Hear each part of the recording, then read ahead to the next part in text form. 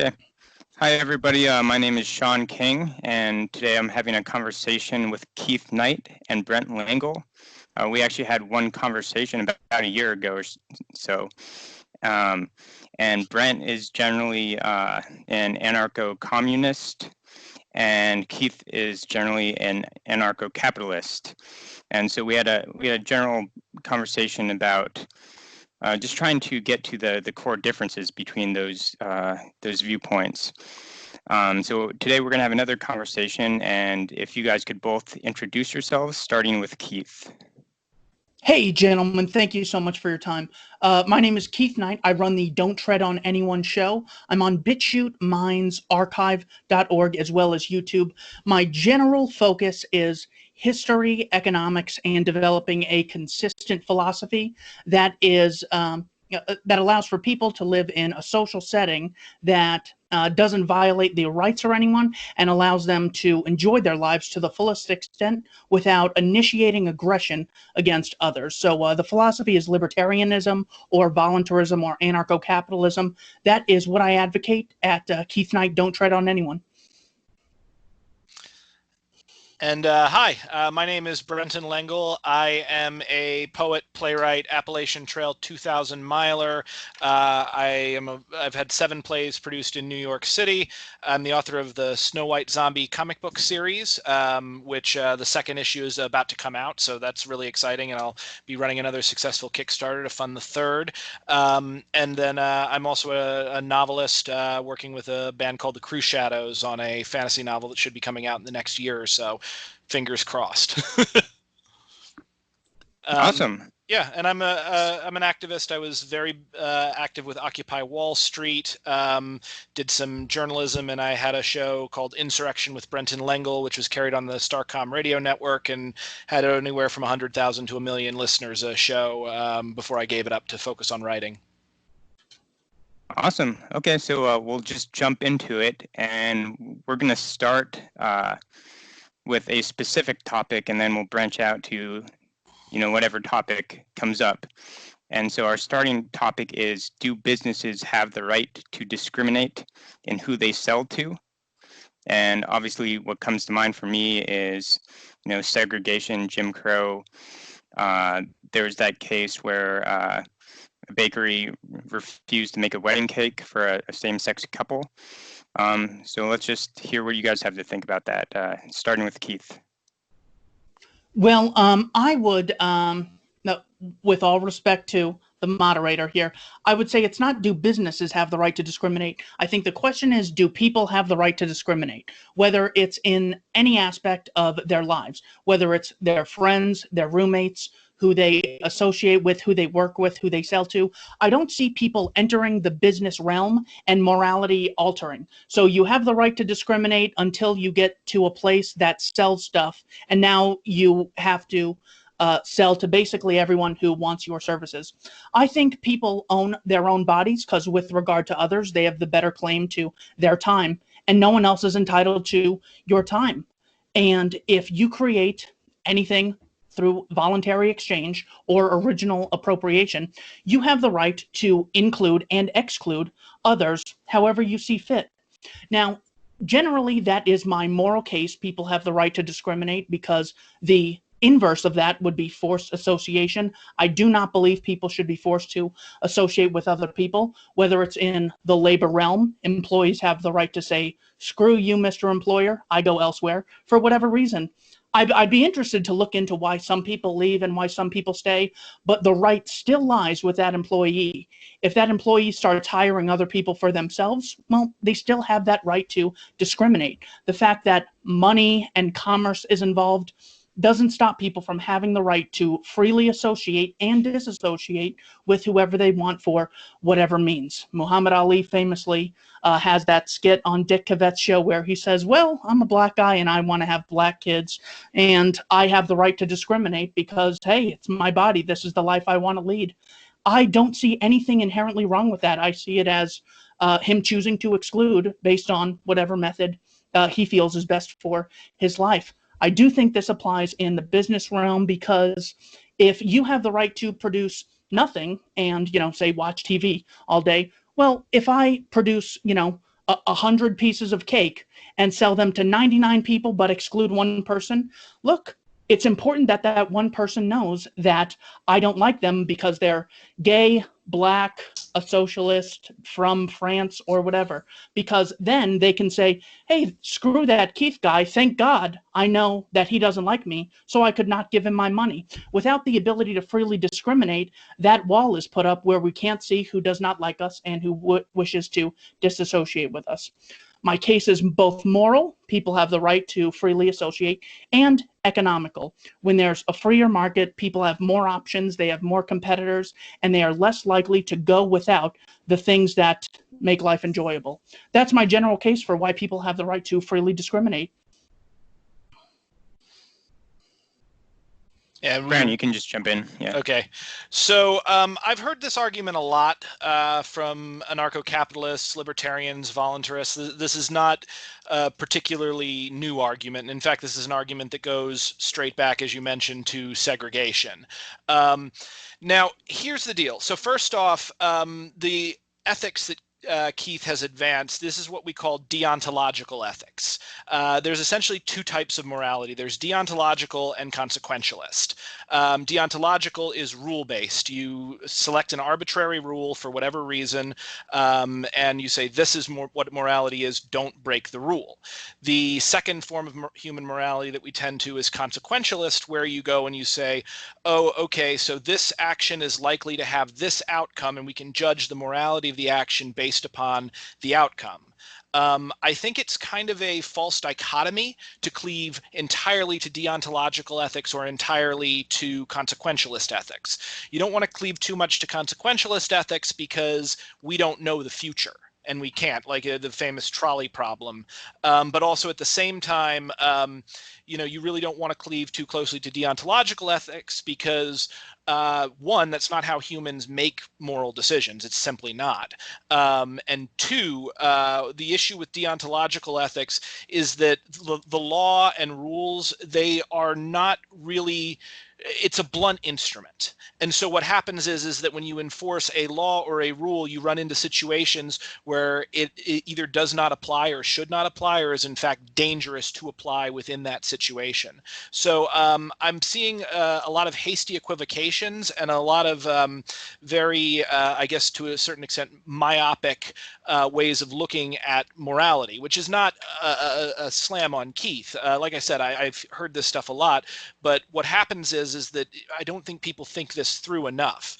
On one hand, and then on the other hand, what happens is that they may not be aware of the civil rights history, because these kind of arguments were made by segregationists, and this was yet another in a long line of attempts to keep black people enslaved and to keep populations under their heel. First, they had the legal authority and the ability to beat them and kill them and take their property and, sell them like cattle. When this failed and they lost the Civil War, then they said, okay, well, what we're going to do is we're going to have the legal separation, and they enacted Jim Crow laws. When this yet again failed, because it was obviously inhuman and obviously immoral, what they fell back on is informal segregation, where business owners could have the segregated lunch counters, and that again failed. As a result of the Civil Rights Act of 1964, as a result of multiple Supreme Court decisions.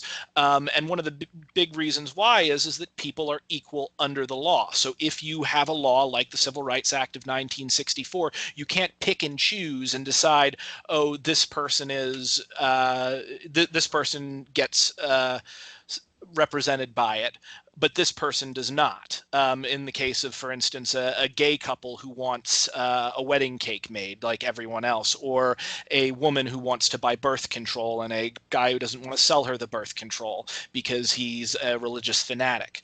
The fact is that by denying basic services to a class of people based not upon what they do, but who they are, you dehumanize them.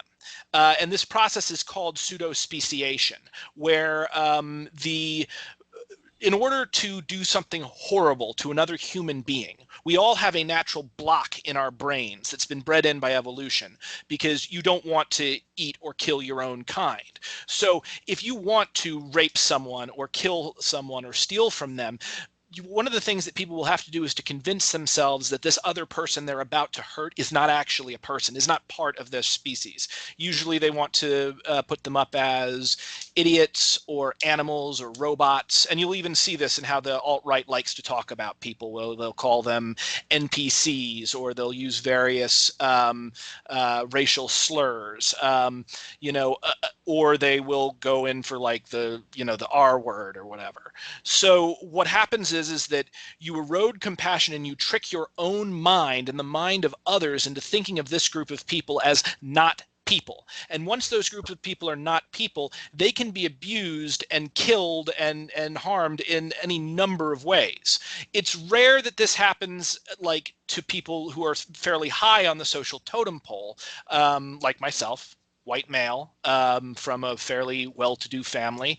But the lower you get on the social totem pole, the more likely you are to be outgrouped in this way, and the more dangerous these kinds of dehumanizing tactics can be. So, when you segregate drinking fountains and when you segregate a swimming pool, what happens is that you send the message to everyone that not just that this individual person doesn't like this other individual person, but that these people categorically are less than other people. And this in turn invites it invites discrimination, it invites hardship against them, and it invites some of the most antisocial and monstrous behaviors that humans can have. Okay, let's try and get Keith back in here soon. Yeah, so absolutely. So I'll come straight to the end here. So my point on this is that when you're talking about deontological morality and consequentialist morality, what you need to do is you need to have a conversation between the two types of morality. And it is that conversation that comes to what we can consider a genuine moral decision. And what's important here is that we need to hold into account, one, consistent rules that we can all obey at a time, and two, we need to base these rules in the likely compassionate outcome towards everyone. We have seen these tactics used before, and they have resulted in some of the most monstrous things that our society has ever done. So, as much as I can sympathize with what Keith wants, broadly, when you get into the specific situation, you really need to judge this on a case-by-case basis and understand that not everything is the same from one context to another. So, I absolutely appreciate the negative effects that have come from first separating one group from another. Say, only by separating whites and blacks some white part of the population able to enslave the other. But I don't think that justifies coercing association today because other people chose to do immoral actions in the past. So, for example, the things that come to mind are babysitters, mostly female, nurses, mostly female, at Hooters or strip clubs, they hire pretty much only women. And is this sort of separation, this discrimination against men, going to lead back to the draft, where men are enslaved by the millions? They get their hands blown off, they get maimed, they have to have limbs cut off by surgeons. As bad as the draft was, I don't say, well, there was a draft, therefore you don't have the right to discriminate against men today. And the draft was male only. So that is an example of, just because of historical injustices does not justify coercing association today. As far as me only focusing on deontological, I did mention the fact that advocating a free market allows for more competition, more opportunities. So if person X is a bigot, well, I still have A, B, C, and D. Whereas if there's a lot of regulation or you can't enter the market without a state license, well, I have fewer options than I otherwise would. The other utilitarian aspect I mentioned, but might not have gone over as well as I'd like to have, is so I come from a Jewish background, even though I'm not practicing and am an actual atheist and no longer involved. But if someone says, we don't like Jews, we don't serve to libertarians, while that is traumatic and very disheartening, it's important that I'm able to know that so I can discriminate against them with my dollars. I don't want to be giving my money to someone who absolutely hates libertarians or hates whites or hates men or people from Arizona or people who have divorced parents or whatever the case may be. As far as segregation, I do support voluntary segregation. I think there is an important difference between people self-segregating voluntarily, because I don't know what kind of life you want to live. If you want to just live with Mormons or just live with men or just live with whites or just live with people in a senior citizen home, or women just want to be around other women, or Black entertainment television only wants to be around their group for a certain amount of time and then resegregate for another aspect of their lives, I think that's totally up to them. I don't know what's best for other people in all these realms of their life. That's why I am very, very weary of saying, I'm so sure that I'm going to force you to integrate. That is my general response to Brent's points. I'm happy to hear what he has to say. Okay, I think we should stay specifically on kind of like the Jim Crow era a little bit, because I think that's the most egregious example of this, and where you can really see the most negative effects of it. So can we talk about that and like try not to go off on tangents like related to the issue? Let's just stick with this for a little bit. So if Brent, can you get back into that? Sure. Let me give you a really good example as to the kinds of, I guess, reactions that happen because of this. And I'm trying to, sorry, I got a little thrown because there were a few things that Keith said that I wanted to respond to, but I'm going to lock in and then stick with Jim Crow just to give you guys an example as to how bad and how wrong this can go. So when we talk about, for instance, like how things should be, like someone says that they believe that force shouldn't be used to do this. My old professor in college used to always talk about this. Should is a very, very dangerous word, because lots of things should happen, but regardless of how we think they should go, the actual impacts on reality are tend to be much more complicated than we actually think they would be. For instance, there was both the explicit and implicit practice of redlining that went on during the Jim Crow era and beyond the Jim Crow era, where government loans were denied to Black individuals to buy homes and businesses in areas that they had cordoned off for whites only. So if you were a Black guy and you had enough money, then you wanted to go buy a home on this side of the river where all the good businesses were and all the traffic was, you were physically unallowed. The bank would say, I don't want to write you that loan.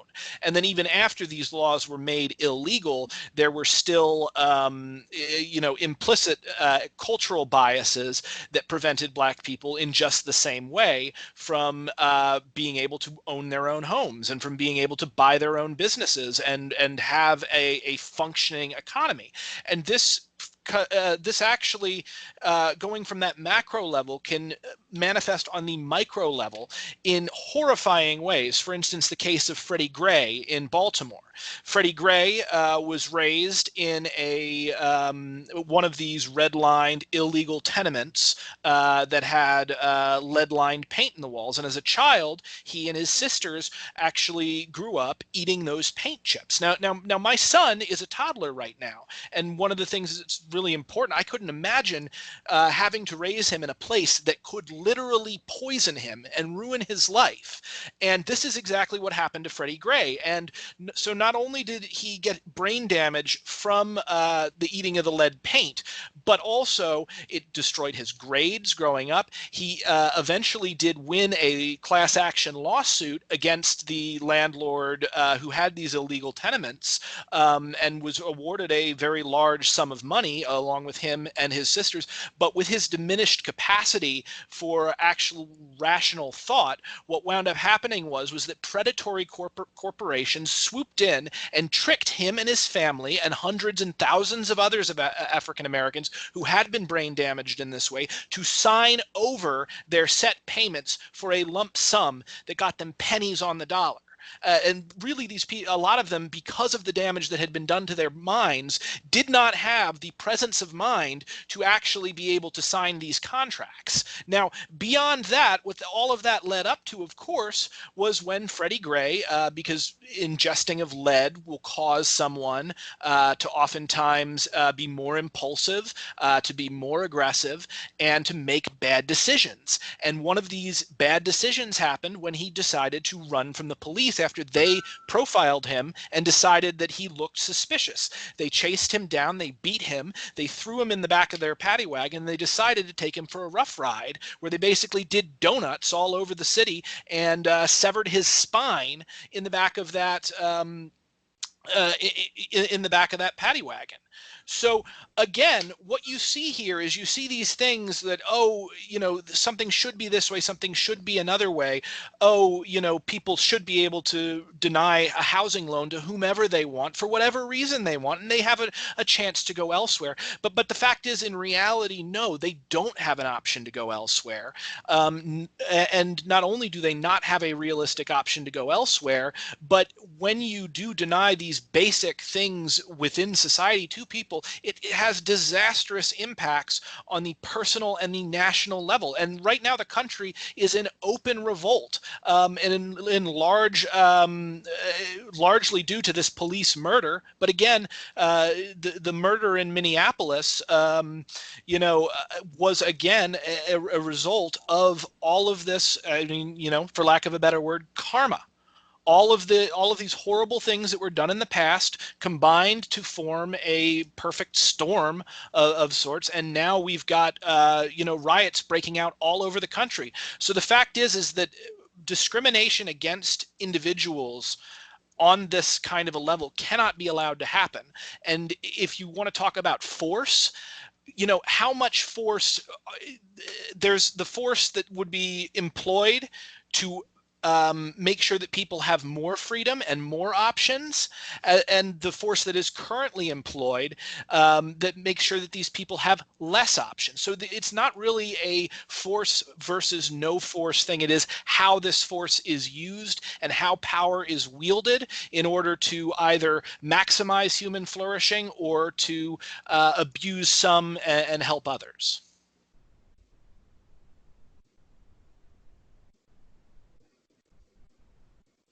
Sean, can I respond to that? Do you want to take this? Yeah. Go ahead. Go ahead, Keith.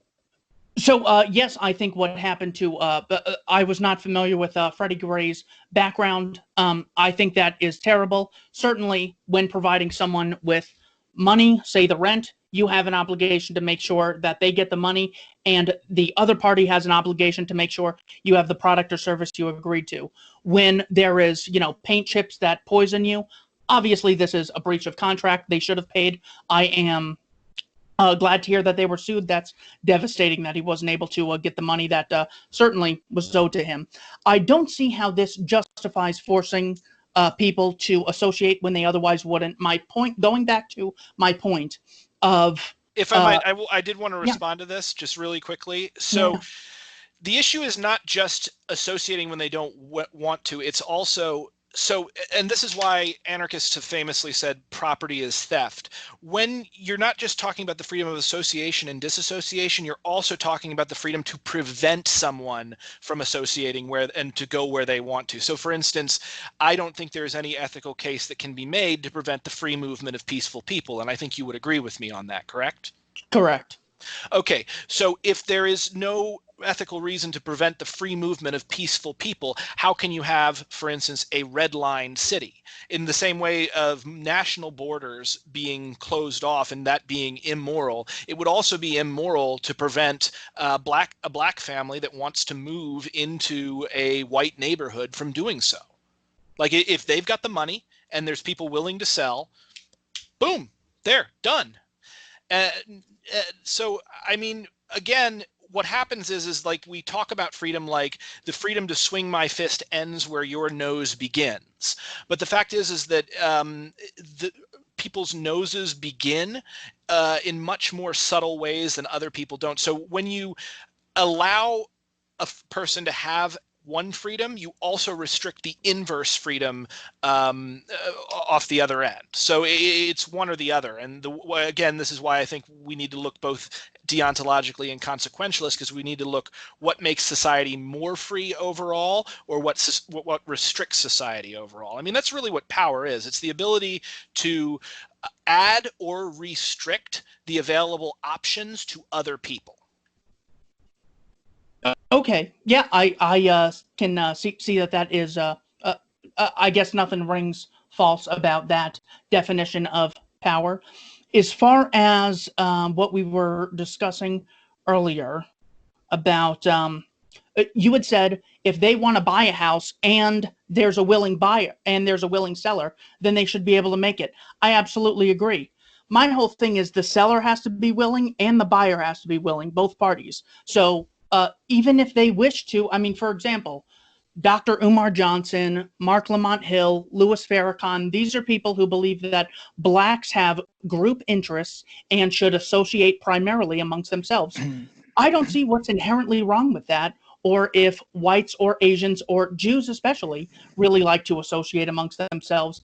That is discrimination, not in the commercial realm, but in any other aspects of life. So back to the examples I used about, can you discriminate against who you spend time with, or who you choose to sleep with, or who you choose to work for? I don't see you losing your right to freely associate or discriminate because money is involved or property is involved. Again, if I have the right to produce nothing, I should have the right to produce some things and then only sell to people that I want. On a utilitarian basis, it's better that I at least produce some and say only provide it to whites, because then other people can see how I produce it and then provide it to everyone else and then put me out of business. That, I would say, is a utilitarian approach. I also think it's important to say that I do not like people who discriminate based on accidents of birth. You see a baby and the baby is brown or black, and you've now made a judgment for how they should be treated for the rest of their life, really, based on none of their decisions. I hate that. I think it's so ridiculous that I want to know who these people are so we can discriminate against them and say, well, we can know would be yeah, we don't need like to allow economic discrimination to know who these people are. A lot of these people will tell you. Like I was recently on Modern Day Debate. I did a debate with Mike Enoch and Eric Stryker, and they'll straight up tell you they want to, well, they like to hide it and pretend like they want like a nice place for white people, but it's one of the things I caught Mike Enoch in was a lie, and you can look that up. When I debated the scientific racist J.F. Garapé recently, and obliterated him, by the way, you can check that out on my YouTube channel as well. These guys, you can tell who's a bigot and who's not, but the thing is also is there's a whole economy for bigots out there. Like one of the things that I noticed, for instance, in the debate that we did with Mike Enoch and Eric Stryker, their fans were in the super chats throwing ridiculous super chats around. In fact, I think they were trying to bribe the channel into becoming like an alt-right channel, because you do like a debate with Modern Day Debate, and there'll be a $2, $3, $5 super chat. These people were throwing super chats with $10 and $20 at us, like over and over and over again. And the fact of the matter is that I have suspicions as to where this money is coming from. I think a lot of them may just be crazy people going into credit card debt for the movement. But the fact is that there is an economy around hate that has been built around hate by hateful people. Now, you also want to talk about like why should you not be able to discriminate against someone's identity when it comes to money in the process? And the fact is that we need money to live. So if you can hurt a person's livelihood, you can hurt that person, and you can effectively kill that person if they are unable to obtain the money that they need to pay rent, to buy food, to acquire medicine, which is why we take a harder hand against illegitimate discrimination in the workplace. For instance, a Nazi being fired for being a Nazi is a person who is being fired for what they have done. And what they have done is usually horrible, is usually, advocate or attempt to carry out genocide and assault. So it makes sense that someone would lose their job for that. Kicking someone out of a job or denying someone a job, not because of what they've done, but because of who they are, because that category of person is not, is not worthy of having a job and not worthy of earning money. Again, this is this process of dehumanization, because what you need to remember is that humans, we are incredibly suggestible creatures. We naturally conform to groups that we associate with, and we tend to conform to standards that are set around us. So the reason I think that people take a very hard line against this certain forms of discrimination and not others always is because, again, it can go wrong, and it can go wrong so hard. So, you talk about Louis Farrakhan, who, he's basically he's the Scientology of black nationalism. And you talk about some of the other folks who are like, okay, we just want to associate with our own. And that, I understand that impulse, especially if it's coming from a ethnicity that has been so heavily abused by the ruling ethnicity, like black people, or also Muslims at this point in the United States. But I think it is ultimately a very wrong-headed notion that will just lead to more hostility and more violence and more death and mayhem. Now, how we deal with this and where we draw the line and where we use social condemnation as opposed to where we use the power of the law and the power of the state, that is a much more sophisticated conversation that again, is something that should be judged more or less on a case-by-case basis, as opposed to just laying down one rule for everything. Ultimately, I don't think it's a good idea for people to try to organize based upon race or ethnicity, because ultimately there is no genetic basis for race. It doesn't exist on the genetic level. There is a cultural basis for race, but that cultural basis for race is a result of, specific political structures within our society, and a number of these political structures, like the state, I think both Keith and I can agree on that, are harmful oftentimes and do more harm than good. And we as a society and we as a species need to move beyond them. And if we do not move beyond them, we run the very real risk of destroying ourselves, both on the micro and the macro level. So my one question, well, I'm sorry, I got a few questions. Yeah. Do you see any principled difference between voluntary segregation and coercive segregation? Oh, absolutely, there's a difference. Coercive segregation is worse than voluntary segregation. Depending upon the type of voluntary segregation, I think they're both bad. And some forms of voluntary segregation, I might take direct action or use my words or symbols, to express my opinion about it. Whereas others I might look at a little more kindly, just based upon, how likely this is to injure people in both the short and the long term. Sure. So I know a woman who was assaulted by a man and just has not had great interactions with men historically, and she will only associate roommate-wise. She will only accept a roommate who is a woman. Do you think she is morally justified in excluding 3.5 billion people, half the human race, and saying I will only have a woman as a roommate? I think she is. So, okay, when I was in college, I got mugged. I was outside in my car digging for like a copy of the DVD Equilibrium. I was going to take it, me and my girlfriend were going to watch it. And these two black guys in hoods came around the corner and attacked me. They pulled a pistol and started raking it down my face. They called me the N-word a number of times. In fact, actually, hang on.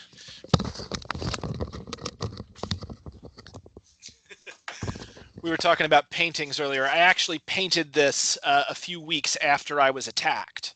And each one of the red things on here actually stands for like a blow I took from that gun. Now, in the short term, after I was attacked, there was about a week, 2 week, maybe a month period, I was afraid of black people. Like it was just a reaction, a little bit of PTSD just because of how traumatic that incident was. My brain at the time knew that's racist. It's not right to discriminate against black people that way, but I had that visceral reaction. And that I could not control. Then a little while after that, that faded away.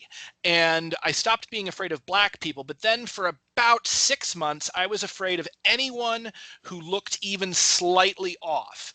I remember I was walking to an audition with a friend of mine. We were in St. Louis, so it was a different city. And a homeless man, a white homeless man, walked by us with, I don't know, he had like a 40 or a thing of tea and like a brown paper bag. And my friend looked down and he saw my fist clenched and shaking.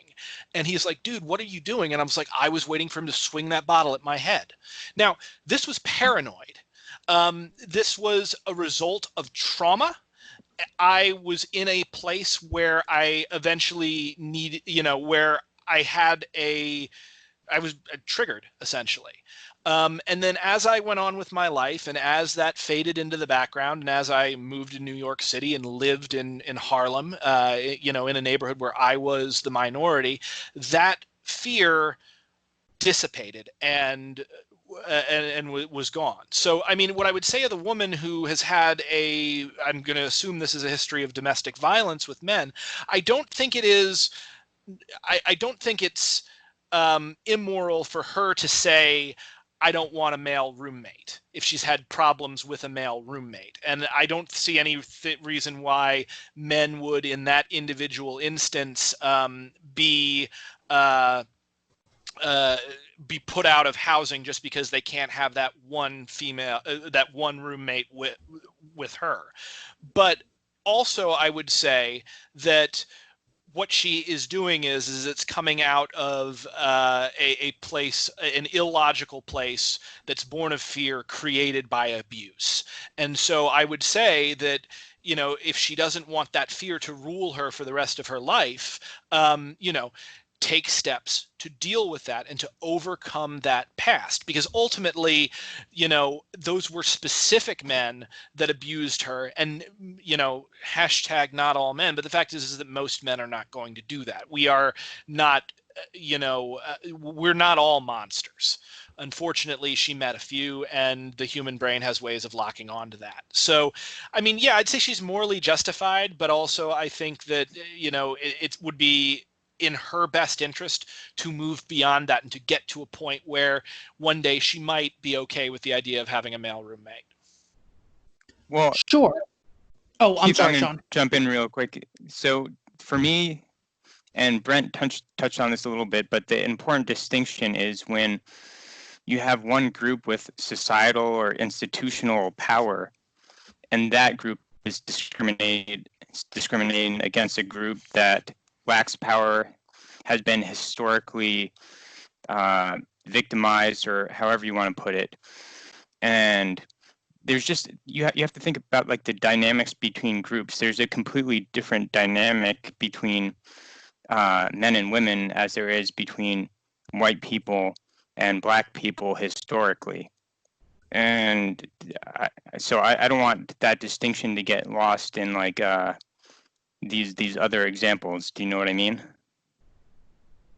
Absolutely. Yeah. That there is the principled approach of, does one have the right to discriminate against the other? And then there's, well, does one group have more societal power? I certainly see that. However, just because one has historically been discriminated against, the example I used earlier, because I do believe it's a legitimate example, when the draft by law only applies to men and it's forced labor under some of the worst conditions you can imagine. I mean, we have, I don't know, the sinking of the Maine based on a lie.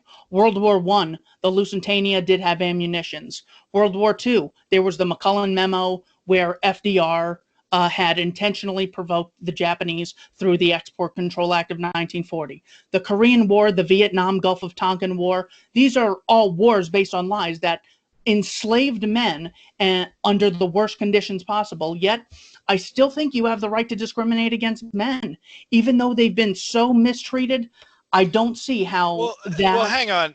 Yeah. I get what you're saying here. So first off, the draft and selective service, that's been opened up, if I'm not mistaken. I don't know if women, women are now able to serve in the military. So the fact that women weren't drafted, that was a law created by men and imposed on other men that specifically excluded women. And that was part of women being oppressed. It wasn't that women, women had to actually fight to have the right to join the military, and they were excluded from joining the military by law for until like in all of our lifetime. So I don't know if you can really say that the draft is an example of men being abused. I would say like men, like it's certain men being abused because it's, it's the poor, it's the workers, it's the people who can't afford to buy their way out of the draft. Or like in Spain, for instance, when there was the war going on in Morocco, the rich would buy workers' sons to take their own children's place. I remember famous anarchist Buenaventura Durruti specifically talking about that. So that's more of a class-based antagonism than an entirely sex-based antagonism. And even if we were to say that that's an example of men being abused based on their sex, that's male-on-male violence. It's men forcing other men to be drafted as opposed to women forcing men to be drafted. Well, So Keith, I'm curious on what basis you're saying it would be justified to discriminate against men in that way. On what basis I'm saying it would be? Are you making a consequentialist argument? No, I am making an attempt at a principled argument that human beings have the right to discriminate for whatever reason. So let's look at the case of men or women or blacks or whatever. I was just using that as an example. So I was saying I do believe that men have been discriminated against because it by law said men only by the draft, even though it was by other men. As an individualist, I don't see that, hey, as you're being enslaved, don't worry, it's by someone by your own gender. I mean, but if it's other men, then clearly it's a class-based antagonism there. I'm sorry to push back on this, but it said all males. So right now, selective service is all males 18 to 26. It's not poor males, even though they're weak on enforcement. It literally says the word male in the law. So that is my justification for assuming that it's gender-based as opposed to class-based. Well, again, it is gender-based it is explicitly gender-based, but in actual practice, it's class-based. How about this? How about if it said only blacks should be forced to work against their will, but in reality, rich blacks like Jay-Z were allowed to buy their way out of it? Would you say that that's not racist? I mean, again, that's a completely different situation because it would be a government composed of primarily white men passing that law about blacks and then exempting Jay-Z. Now, if we lived in some imagine alternate universe America where blacks were the majority and had the majority of political power, and then said all blacks must do this, but actually only poor blacks did it, well, clearly that's class-based antagonism. It only is masquerading as race-based antagonism. All right, Sean. Did you want to pick up from here? Well, yeah. I'm just wondering if you recognize, Keith, if you recognize a difference, like in terms of the consequence between having a group with power discriminate a group against a group without power, as opposed to groups with equal power discriminating against like themselves, I guess, or one another. Yes, I do see a difference. So, for example, it's not just because one group is a majority. You could have very few people and still have a lot of power. For example, there's a great deal of Jewish influence in society.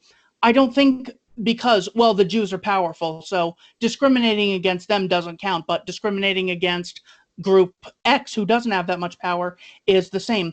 I see these powers definitely changing over time. Sometimes there's power in different areas, the media versus banking versus government versus business versus social media. I definitely see these things as changing over time. So what I attempt to do is have a principled approach that we could apply consistently, regardless of who is currently in power. I see these as variables, ABC, that could be interchangeable, but I see the principle as the same. Human beings should not be coerced to associate with people against their will. I realize we have a different opinion on, coercion and force, but I would prefer each of us to be very clear in our opposition. We're probably not going to convince the other person, unfortunately. I just want to make my position totally clear that for the same reason I believe Hooters has the right to discriminate against hiring men for waitresses, that strip clubs have the right to discriminate against hiring men, whites have the right to discriminate against blacks, or straights have the right to discriminate against gays in their sex life, who they're roommates with. I mean, you had mentioned earlier. I'm sorry to move around like this, but you had No, mentioned it's that fine. you had mentioned that it was irrational of the woman to discriminate against the man. From the statistics that I'm familiar with, a man. Let's take the babysitter case that I mentioned earlier.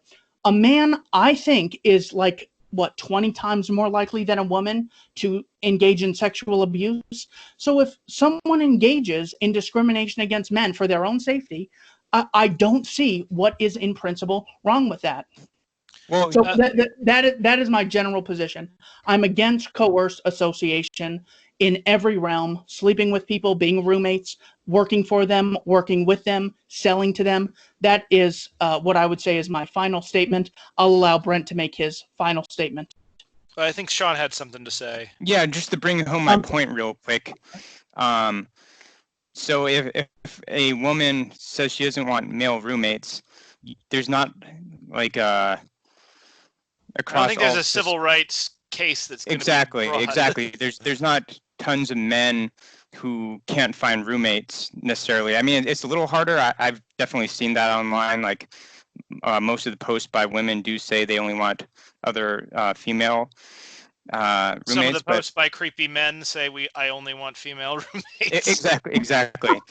And so I don't know. From my perspective, I've never had problems finding like a place to live because I was a man. That's the difference. Do gays have real trouble getting wedding cakes? Are there no cake places that gays can get cakes? I think it's. Gays couldn't even get married until a few years ago. I mean, they explicitly could not get married during the Bush administration, and it wasn't until late into the Obama administration that gays were even allowed to get married. So this is like really, really new, and it's only been recently that the cultural bigots have they've moved their sights over from gays to trans people because they saw which way they saw which way the wind was blowing. But the thing is, again, and I think when you talk about specifically about the wedding cake issue, you've also got to understand that with regard to the wedding cake issue, that's also a bit of a grift.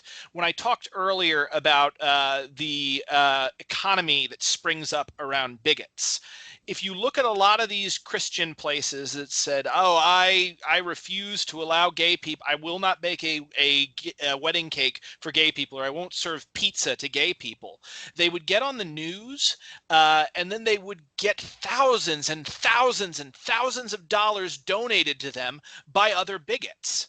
And like really I honestly think in a lot of ways this is a grift that they run for themselves. Now maybe not in every case, but there's definitely an economy that has sprung up around this, in just the same way that like that woman Kim Davis, who refused to marry gay people after gay marriage was legal, became a mini celebrity and got all this money and attention. I think it's kind of ridiculous. I definitely agree it's ridiculous. And I hate people who discriminate based on arbitrary things. People who discriminate on ideas and things that people choose, I actually kind of like. That sort of spices things up, tells me that these people are up for intellectual exchanges. I'm curious, what do you think should someone say that I own an Airbnb and say no blacks or no Jews? What do you think should happen to me because I refuse to sell to, say, blacks and Jews? I mean, what do I think should happen to you? I think probably. So I would hope that you would have a reprimand that would get you out of the business of renting an Airbnb to people. Now, how that reprimand would come, I'm not a judge. I'm not God, so I don't know if I can say exactly how much punishment is enough punishment for that. But someone who does that absolutely should be punished by society, because we can't allow that kind of behavior to go on. Because if we do, it will lead to terrible things happening to blacks and Jews or whoever you were trying to exclude. Now, again, this is another thing that people don't seem to understand with this is so let's say that you are an Airbnb person and you don't want blacks or Jews, but instead of putting it on the ad, you just find a reason not to respond to the emails of people who have names or profile pictures that look like that. Now, people do that all the time, and it's disgusting. I want to make that clear, but they can easily get away with it. So if you are an Airbnb person, or if you are like I've been a boss before, I've been a hiring manager, and if I wanted to discriminate against someone in my hiring, I could easily do it with the rules that we have now, just implicitly, whether I even know that I'm doing it or not. That can happen. It shouldn't happen, and it's disgusting when it does, but it can happen. To go beyond that situation and to make it law that this behavior is explicitly okay and allowed by our society, that's beyond the pale. In terms of how this kind of stuff can happen. So really, whenever you hear someone say like, "Oh, how this is so terrible that I can't rent out my apartment to that I have to show my apartment to blacks," that person is so much more of a bigot than they actually are letting on. Because if they were really just a bigot and just didn't want a black family in that apartment that they were renting, they could easily make that happen. But they take it another step and another step. So what you got to understand is what is being communicated and what is not being said that goes on underneath the surface. Like when Mike Enoch says, I just want a nice place for white people because of freedom of association. But then later on, he has a guy on his show who calls himself an unironic exterminationist and literally says that there is no form of segregation that can work, and you just have to kill all of the black people. And he's friends with this guy and has him on his show a whole bunch of times. There's what the racist and the bigot says, and then there's what they actually want to do that they don't say because they know there will be consequences for it. Yeah, but I mean, I think that's as much as I hate National Socialism as any other form of statism, It's not a form of statism. It is a form of statism. I thought you were going to say socialism. I was about to jump all over you for it. Go. Okay. You know what? I know better around you. I think this is the third time we've spoken. So as far as, oh, Jesus, I was going to say, I'll just move on. So you believe that I should, oh, sorry about that. You believe that I should be reprimanded for discriminating against some people based on accidents of birth. Do you believe Hooters should be forced to hire male waiters? I mean, that's different because Hooters is a restaurant that caters to a very specific experience. So a Hooters hiring a male waiter, it kind of violates the whole point of Hooters. Same thing with a strip club. What we understand with a strip club is that it is a female-only strip club. But, you know, there's Chippendales. There's there are male strip clubs as well. These businesses are they're segregated based upon gender, but it's because of the clientele that they are catering to. Now, an Applebee's, where the whole point is not to have a sexy young woman in short shorts, like they should have action taken against them if they refuse to hire male servers, for instance. Okay.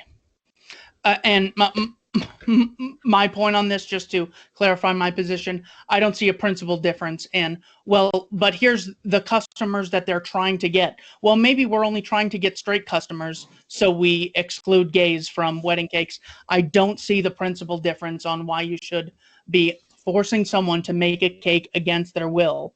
If they don't want to, I want to know who these people are. So well, no. It's not about the customers that they're trying to get. It's the experience that they're explicitly trying to give. It's like that's the point of their business. Like Hooters, their whole thing is sexy girls. Like if there were no sexy girls, there is no Hooters. It's just another restaurant.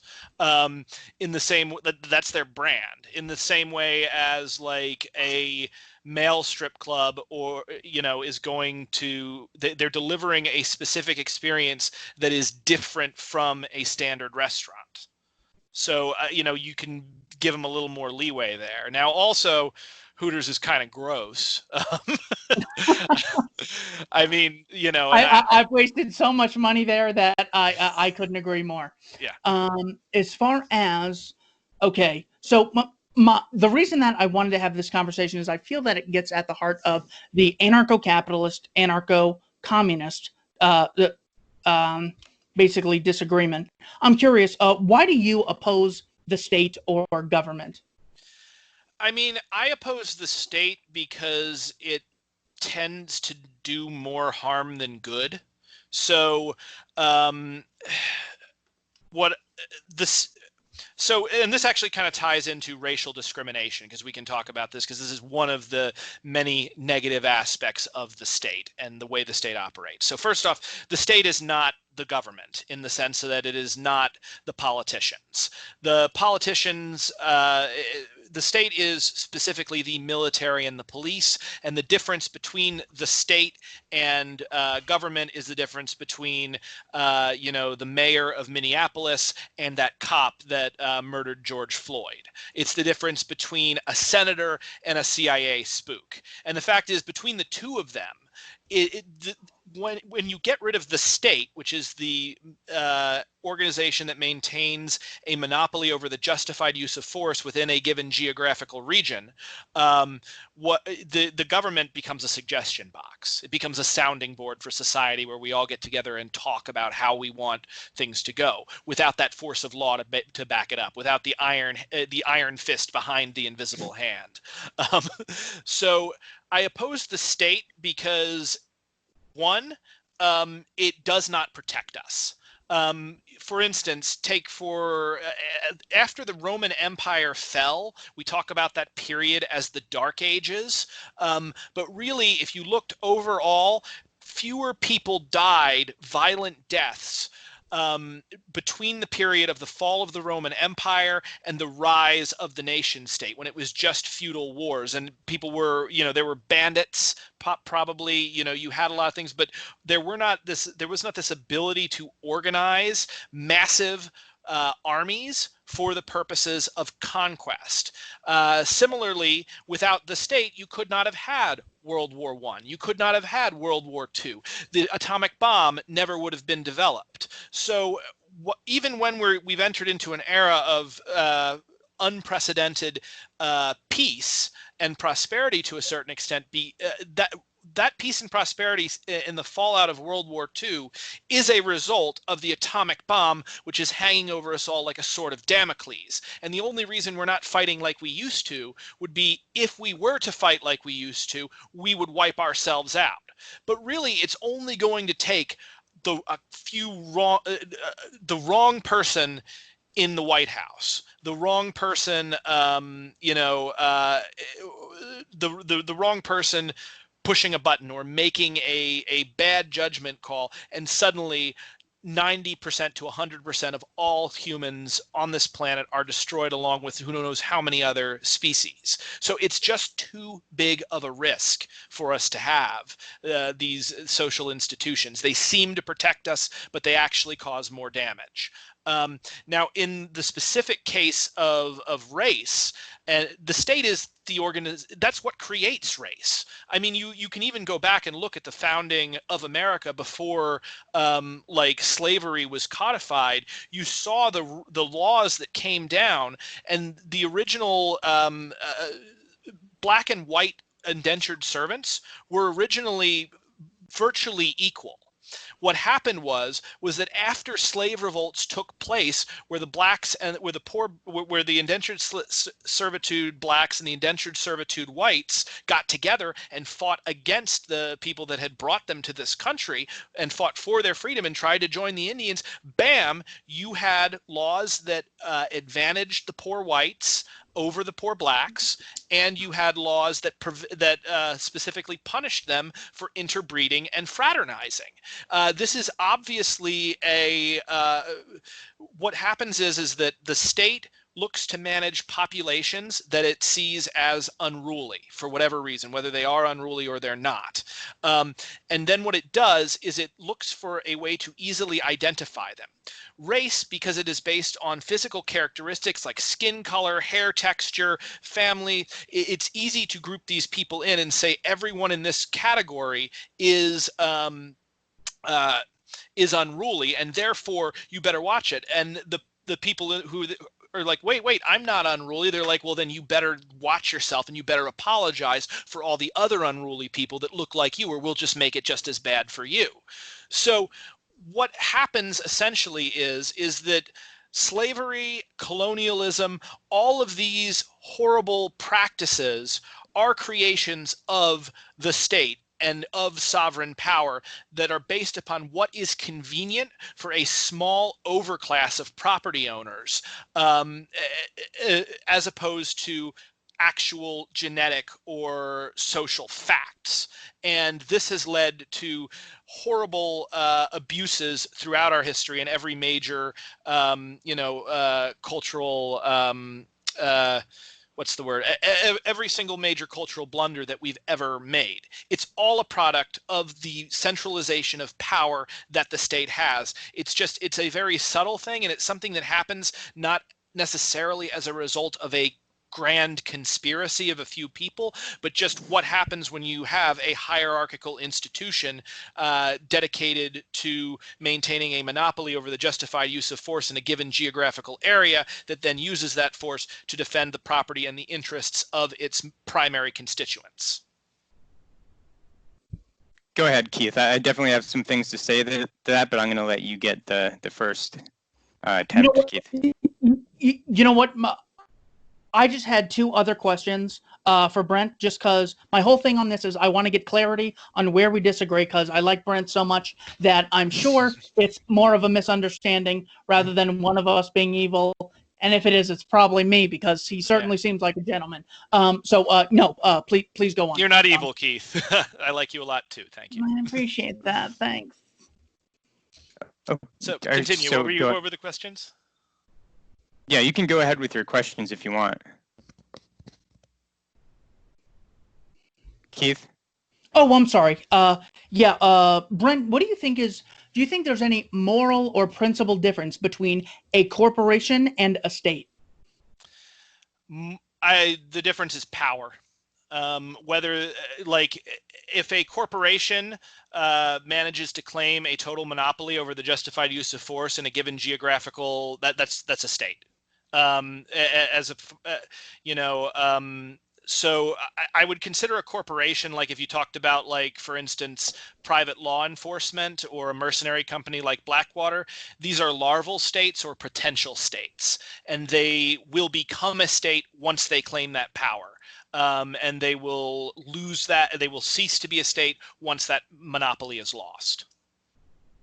So my general response to corporation versus the state would be something like, if we take General Motors can't get any money out of my pocket unless I voluntarily give it to them or choose to work for them and choose to contract with them. The state, on the other hand, says, here is what you will pay. If you don't, we'll put you in a cage and shoot you if you resist. By the way, here's 50,000 other laws that if we catch you disobeying, even though you haven't contracted with us, we're going to cage you for those based on the interpretation of our judges. That I would see as the first major difference. The second important difference is the corporation only gets power or claims rulership over property that it's voluntarily acquired through just acquisition, meaning voluntary exchange, or homesteading. So the difference between me making rules for my house versus Donald Trump making rules for America is Donald Trump has not justly acquired America. He does not rightfully own millions of people's houses. However, the reason that I own my house is because I traded it with voluntarily by the construction company that built it. Therefore, with regards to others, I have the better claim to it. That is my principled difference between a corporation and the state. It's not just size. There is a principal difference, I think. Well, I see what you're saying there, and I've heard this argument before, but what you're forgetting is the reason that GM has that relationship with you right now is the state has created laws that create that relationship with you. If you removed that state from the, then what would happen is you would have a power vacuum, and other organizations would vie to take the state's place and claim its power. So, for instance, let's say GM then contracts Blackwater. Suddenly, GM has that power, and then GM has the ability to tax you or rewrite the laws in any way that it wants to. Again, it's like, think of it like, this is the dumbest way to put it, but think of it like evolving Pokemon. You know, you've got like the freaking Pikachu GM, and then you've got like the Raichu state, and it's when the corporation or any other organization, it could be a corporation, could be a church or whatever, just once it claims that monopoly over the justified use of force and it has the ability to enforce it, it becomes a completely different organization, and your relationship to it completely changes. In much the same way that if, you know, like people, I've said this before, like the Sizzler.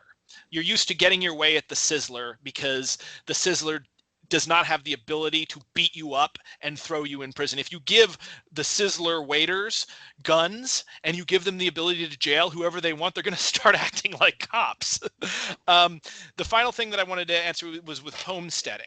And homesteading is explicitly, and I know this does go back to John Locke and you mix your labor with the land, but homesteading, there are explicit homestead laws that created the homesteading custom in the United States. Similarly, in England, you had the Enclosure Acts. And this was the Enclosure Acts that created capitalism, that created the rules that we're all working under, that Adam Smith was reacting to. These were brutal crackdowns on the Scots, who during the Jacobite Rebellion were trying to maintain feudalism in the face of a very aggressive and expansionist capitalism.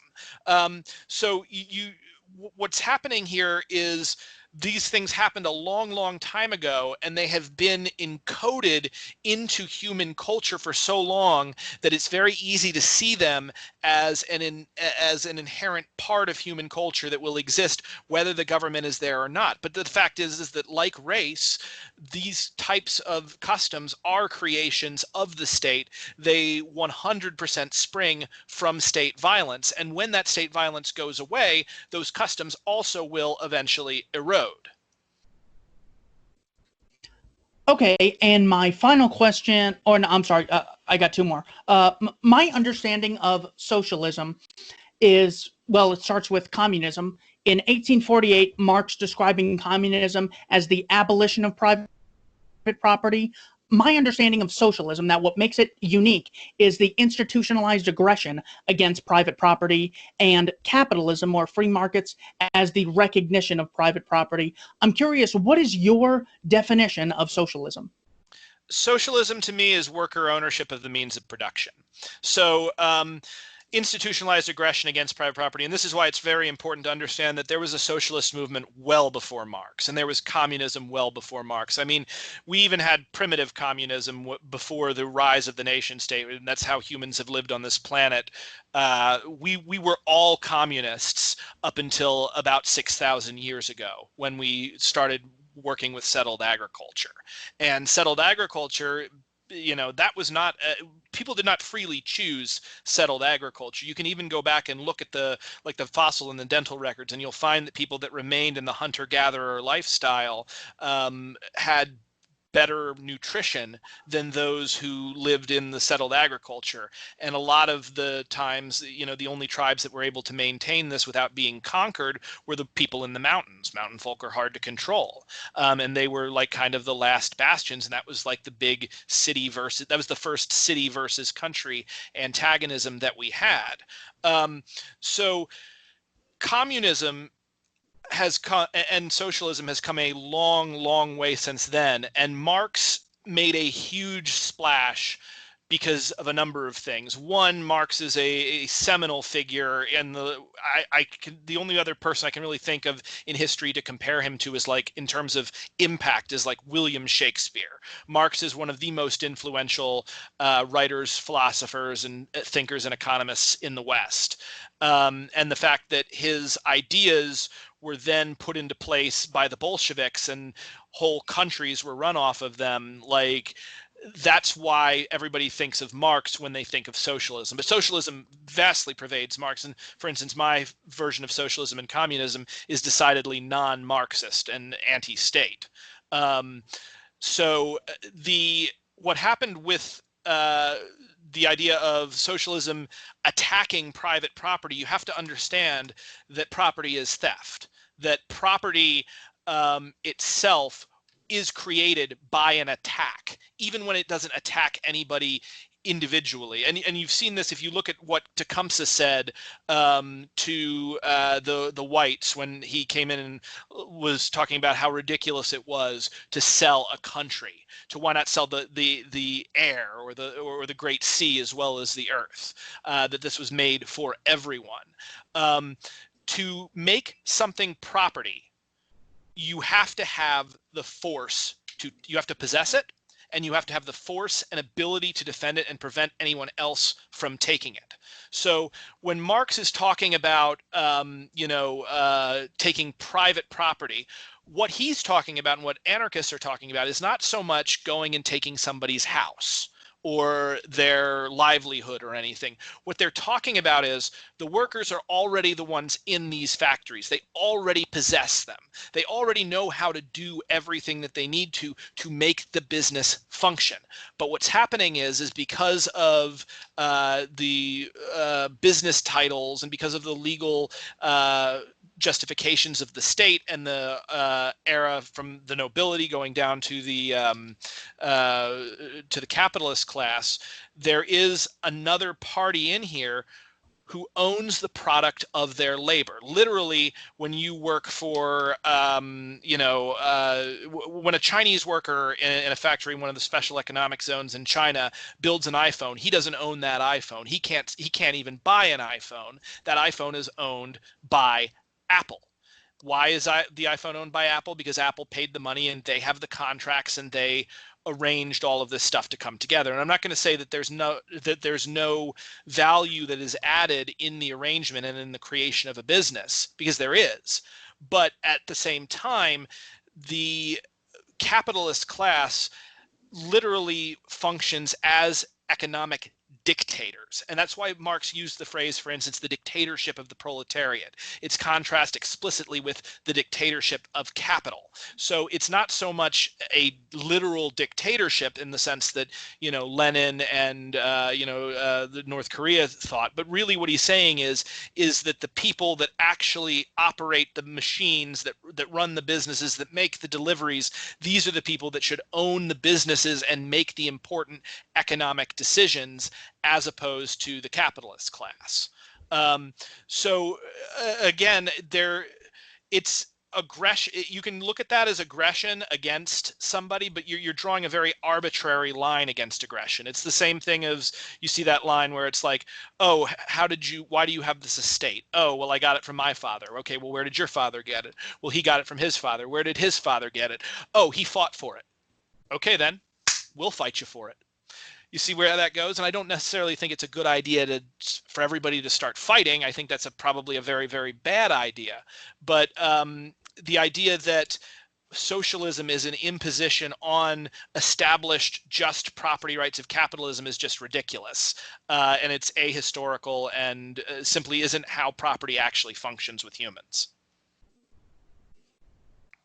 All right, Sean, did you have anything for either of us? I really just had one final thing I wanted to ask Brent about. Yeah, I have some things to ask both of you.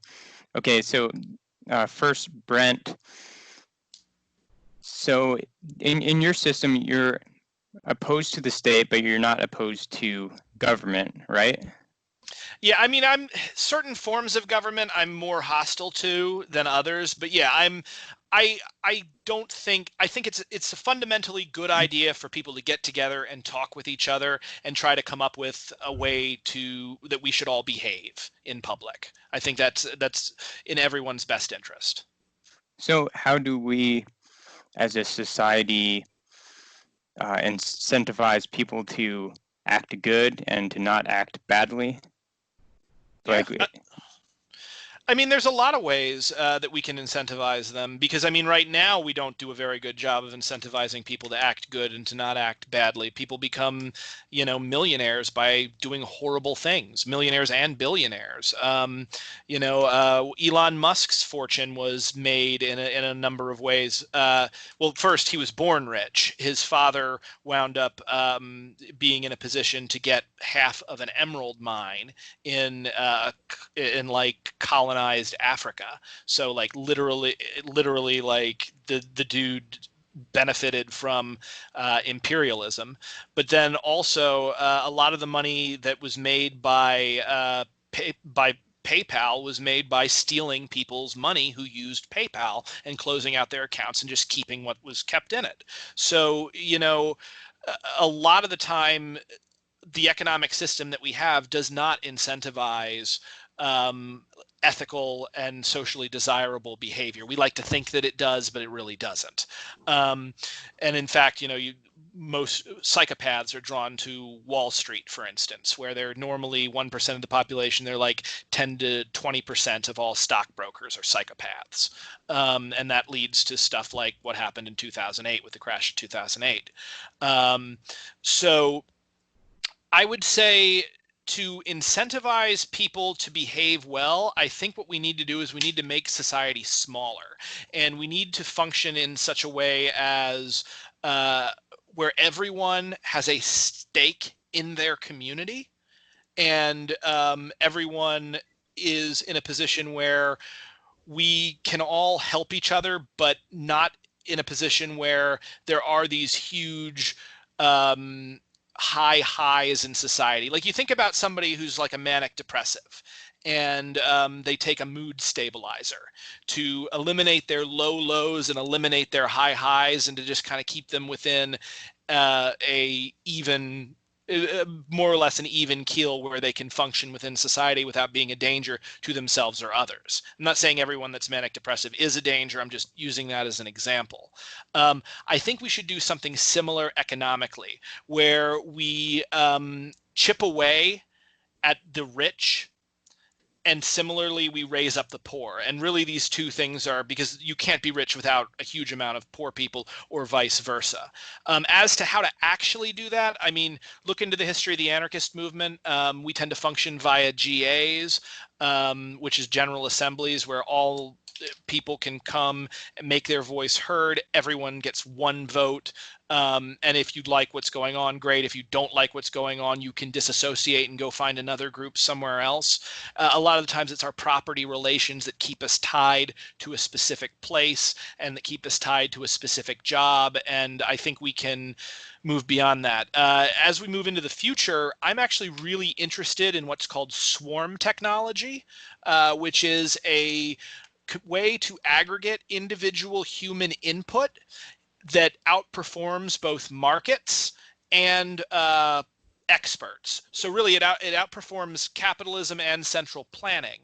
And this has been proven in limited experiments. Like, for instance, they were able to use swarm technology to take human opinions and aggregate them in such a way that they were able to correctly identify all the winners of the Kentucky Derby, outperforming the market, the Vegas odds, and outperforming the experts, which would have been, the economic planners. As to how to actually do that on like a city, country, or international level, that's a job for someone whose brain works differently than mine and really understands programming and this kind of technology. Is that essentially what the Venus Project is? I'm not sure, to tell you the truth. I'm a little skeptical of the Venus Project because I keep thinking it's associated with that 9/11 truther film Zeitgeist. But there are some people who it is. Yeah. So I'm very skeptical of that, because I remember when I first saw Zeitgeist, I went on a crusade against it. What I have seen, some of the stuff that has come out of the Venus Project, and I have some comrades that were associated with the Venus Project. I think Lee Camp of Redacted Tonight, he was on my show twice.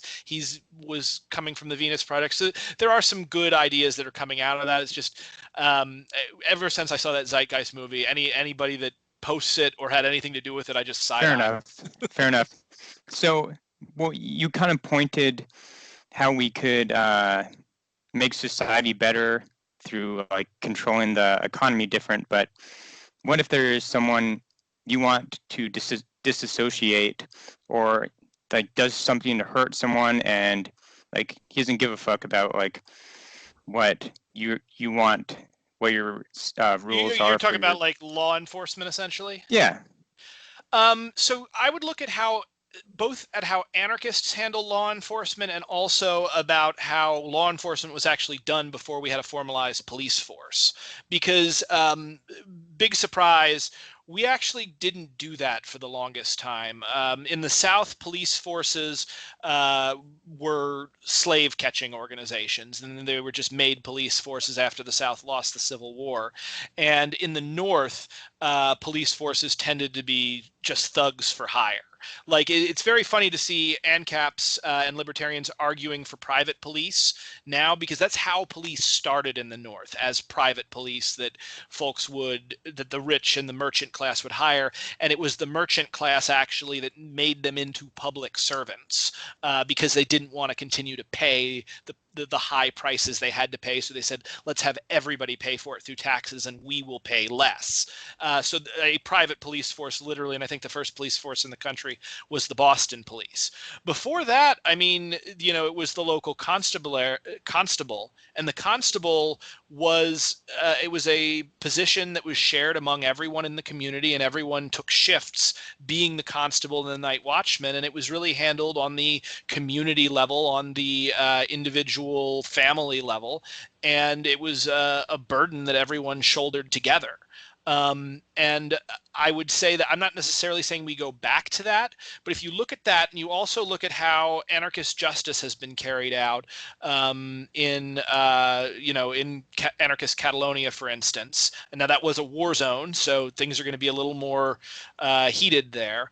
But I think the idea of a police force in the sense of a non-professional militia made up of members of the community in which they inhabit, where everyone draws the same pay and there is no formal rank, or if there is formal rank, it's very minor in the sense that, yeah, there's a guy that everyone has agreed is what he says goes because he's the smartest one here, but he doesn't get to live in a different area. He doesn't get a big mansion for, he's not the commissioner of, the NYPD or whatever. I think if we cease to, again, make these high highs and to really elevate certain individuals high above everyone else in terms of power, and we keep things down to the local community level, I really think that humans can handle these kinds of problems in a much more peaceful way, as opposed to when we create these massive institutions that then become incredibly corrupt and wind up beating and killing people like what we're seeing across the country, which is one of the reasons why I definitely support defunding the police. And so there would be no private property, right? There would be no private property, but there would be personal property. So the way anarchists have traditionally done property is like property is what you have and hold at the time that you have it. And if you abandon it, then somebody else can take it. And if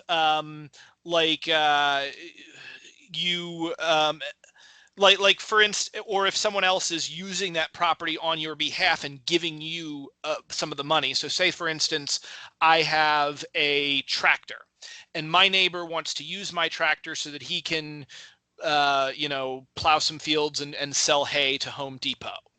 I might say, yeah, you can use my tractor for that, and we'll work out a deal together about the use of the tractor. That small relationship between the two of us, that's fairly healthy. I don't think anybody can abuse the other person. I can't say, give me 90% of the haul or you don't get my tractor or whatever, because they'll just say, screw you, I'll find someone else. But if I am Tractor Co. and I control all the tractors in the tri-state area, and you've got to make, do you see how the poison is in the dose and the matter of degrees that we have? So does that answer your question? I'm not hearing you. Do Mike is off or something? Yeah, I think so. I think that mostly answers it. So essentially, a lot of decisions about resources would be decided by the community as a whole. Yeah, the decision can be made by the GA, and if you don't like the decision of the GA, you can leave the community. Essentially, think about how this would work in practice if there were no police, if there were no state. Well, imagine, for instance, you have Amazon, and Amazon decides they don't want to pay Jeff Bezos anymore. He's done enough. He's got his millions of dollars. We're just going to let Jeff Bezos be Jeff Bezos, and we're going to run things the way we want to and divide the money equally among everybody, or however we want to do that.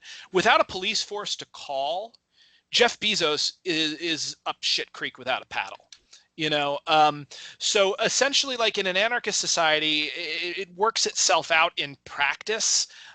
Without the presence of the police force and the state to create the institution of private property to then mandate certain ways of dealing with property that you own but do not control or operate. Essentially, with anarchists, traditionally, the property that you have a right to the property that you have and you use, and you do not have a right to the property that you do not have and do not use. And if anything needs to move beyond that level, that's worked out collectively with everyone functioning as equals, as opposed to a board of directors and an owner commanding, the fate of millions. I can keep asking questions, but Keith, do you have any questions about any of this? No, I mean, I think him and I have made our points pretty clearly. Unless there's anything else you have for either of us, I think I made my points about people own themselves. They have the right to contract just because they build something and trades or other voluntary contracts. I don't think that justly excludes them from a future title. I think as far as power relations go, sometimes it's good that Chris Rock has 10 million fans across America and I have like 100. Yes, that creates a great power differential, but some people are so much better and so much clever at making computers, making houses, that it's okay to give them a lot more societal power.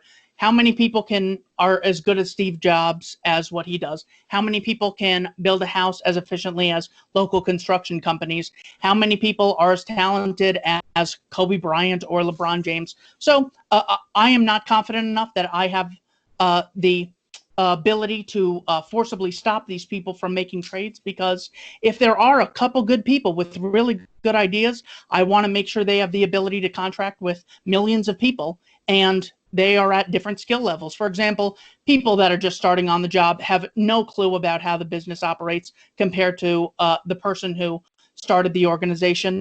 But maybe we disagree. Maybe a worker-owned cooperative will absolutely run all the bourgeoisie businesses out of the market, or people won't even care about money, as we could see now with Tucker Carlson's ratings at 4.1 million, higher than they've ever been, and Tucker is losing people. So maybe I'm just like, anything voluntary, if it's based on voluntarism and contract and negotiation, I support it. If it's based on initiating aggression against peaceful people and any property they voluntarily acquired or homesteaded, because with regards to others, if you homesteaded, I think you have a better claim than others who have not used it. That is my final position. So I just wanted to make my myself clear. I gotta get running, gentlemen. So Brent, if you could please, I don't want to cut you off. I definitely want my audience to be clear on where you stand, and of course, Sean. So I know I said it 30 minutes ago that was my final statement, but this officially is and because I started, I am going to ask that you finish us off here. Sure, I'll go really fast here. All right, so first off, you mentioned that people own themselves. This is not the case. Ownership, this assumes a relationship, like ownership implies the owner and the owned. So owning yourself makes no sense. What you want to say is you want to say that you have a right to autonomy. And that's much more important than an owner argument. Like, ownership itself comes out of Roman law, and it is the ability to use, abuse, or destroy that which is owned for any reason or no reason whatsoever. So I have a couch. I can paint that couch any color. I can set that couch on fire and throw it out the window. It's my property. It's very bad to think of humans as property, because then what happens is that you presuppose the same relationship with your fellow man that you have with a toaster, or even if it's a big thing like a shiny new car.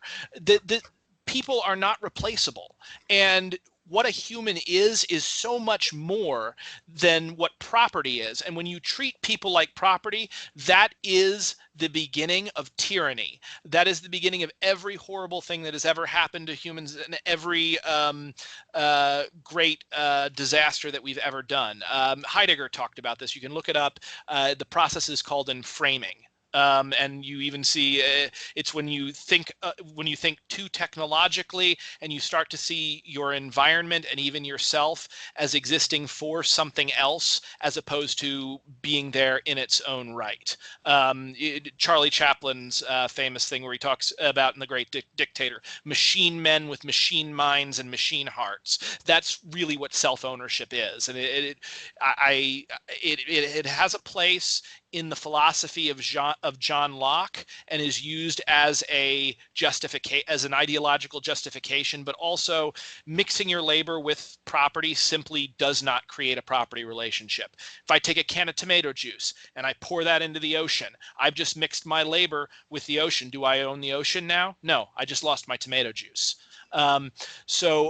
This type of property relationship I find to be destructive ultimately, even when it's gone into in the best possible circumstances. And also this property relationship is itself, as I've shown earlier, a creation of the state. I think we need to get back to a people-centered society where people are the most important thing in our society, where they are more important than profit, where they are more important than luxury, and where one person's right to life and liberty is more important than all the millionaires in the world's right to their millions and their property and their luxury. I think that if we play the game where we're each trying to win King of the Mountain, there's only one winner, and there are a lot of losers. And I think it's much better that we find a new game and a better game to play that promotes human flourishing. So yeah, check me out. My website's brentonlengel.com. I have another debate coming up on Modern Day Debate in 2 weeks. It's going to be on capitalism. You can also see my debate with JF. And my buddy Caleb Maupin tomorrow will be debating Adam Kokesh, also on Modern Day Debate. So definitely check that out. Cool. Well, I don't really have any final comment beyond. Subscribe to my YouTube channel. yeah, exactly. I'm going to be having a lot more conversations on my channel. Just anything dealing with political disagreements, trying to get at the heart of disagreement. And so that's what I'm trying to do. And yeah, that's it. I appreciate you guys involving me today. And yeah, This was a lot of fun. Thanks, folks. Of course, gentlemen. Thanks so much for your time. Take care.